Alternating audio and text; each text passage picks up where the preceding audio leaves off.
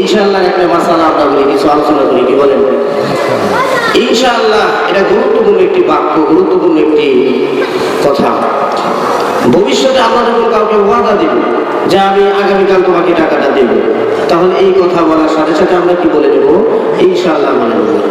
কারণ ইনশাআল্লাহ যদি বলে ভবিষ্যতের কোনো কাজের ব্যাপারে আমরা যদি ওয়াদাবদ্ধ হই, তাহলে সেই কাজটা করার তৌফিক আল্লাহ তাআলা দিয়ে দেন। আর যদি আমরা বললাম ঠিক আছে আগামীকাল 70 টাকা দিয়ে দেবো, এরকম ভাবে টাকার গরমে যদি আমরা এভাবে বলি, তাহলে আল্লাহ তাআলা তৌফিক নাও দিতে পারেন। ভবিষ্যতের কোনো কাজের জন্য ইনশাআল্লাহ বলতে হয়। এক বেচারা অনেক টাকা পয়সার মালিক, কুরবানির সময় একেবারে পকেট ভর্তি টাকা নিয়ে সে হাটে যাচ্ছে। কোথায় যাচ্ছে বলে? হাটে যাচ্ছে। রাস্তার ভেতরে একজন দিনদার ইমানদার পরহেজগার ব্যক্তির সাথে দেখা। বলল ভাই কোথায় যাচ্ছেন আপনি? বলে আমি তো কুরবানির গরু কেনার জন্য হাটে যাচ্ছি। তখন এই দিনদার বেচারা বলতেছে যে ঠিক আছে আপনি ভালো কাজের জন্য যাচ্ছেন, গরু কিনবেন, আপনি ইনশাআল্লাহ বলেন। তখন এই বেচারা বলে কি যে পকেটে আছে টাকা আর হাটে আছে গরু, ইনশাআল্লাহ কেন বলতে হবে? মানে টাকার গরমে এরকম কথা সে বলে ফেলল। দিনদার ইমানদার বলল আচ্ছা ঠিক আছে যান, আপনি চলে যান, গরু কেনার জন্য যান। এই বেচারা পকেট ভর্তি টাকা নিয়ে হাটে চলে গেল।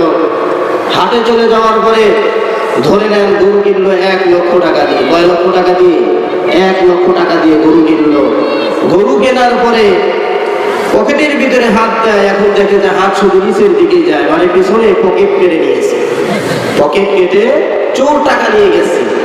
মুহূর্তের ভিতরে তার চেহারাটা লাল টকটকে হয়ে গেল। হয়তো সে ফর্সা ছিল। চেহারাটা যখন লাল বর্ণের হয়ে গেল, তখন গরুওয়ালা, গরুর মালিক বলতেছে ভাই এই মাত্র দেখলাম আপনার চেহারাটা একেবারে সাদা ধবধবে সুন্দর চেহারা, মুহূর্তের ভিতরে কেন এত লাল টকটকে হয়ে গেল বুঝতে পারলাম না। তখন এই বেচারা বলতেছে ইনশাআল্লাহ পকেট মার হয়ে গেছে। কি বলে? ইনশাআল্লাহ পকেট মার হয়ে গেছে। এখন ইনশাআল্লাহ বলে কোনো লাভ হবে বলো? সে যদি শুরুতেই বলতো ইনশাআল্লাহ আজকে আমি কুরবানির গরু কিনবো, তাহলে এই গরু কেনার তৌফিক কে দিতেন বলেন? আল্লাহ। এই জন্য আমরা যখনই কোনো ওয়াদাবদ্ধ হব, কোনো কাজ আগামীকাল করতে চাইবো, ভবিষ্যতে করতে চাইবো, আমাদেরকে এখান থেকে শিক্ষা নিতে হবে আমরা ইনশাআল্লাহ বলবো।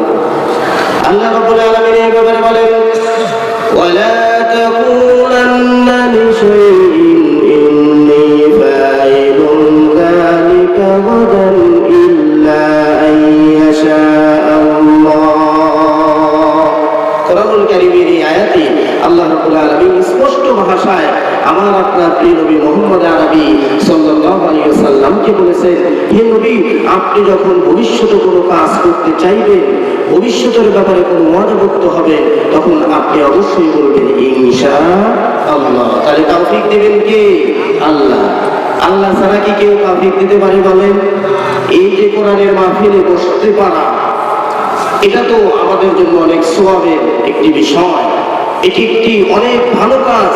এই ভালো কাজ সবাইকে করতে পারে? একমাত্র আল্লাহ আমাদেরকে তৌফিক দিয়েছেন, এই জন্যই কোরআনের মাহফিলে বসতে পেরেছি।